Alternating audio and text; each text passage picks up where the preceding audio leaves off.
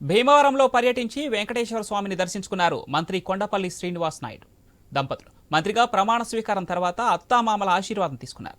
ప్రజాసేవ చేయడానికి మంత్రిగా అవకాశం కల్పించిన సీఎం చంద్రబాబుకు కృతజ్ఞతలు తెలిపారు.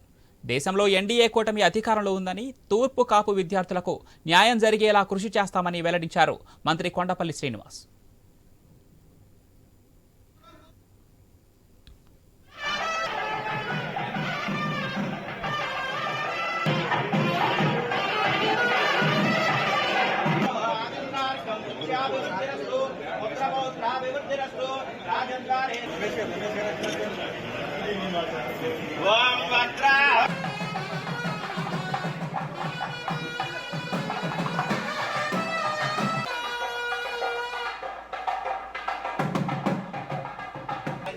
జగద్వంశ్యాయ నమః ఓం గోవిందాయ నమః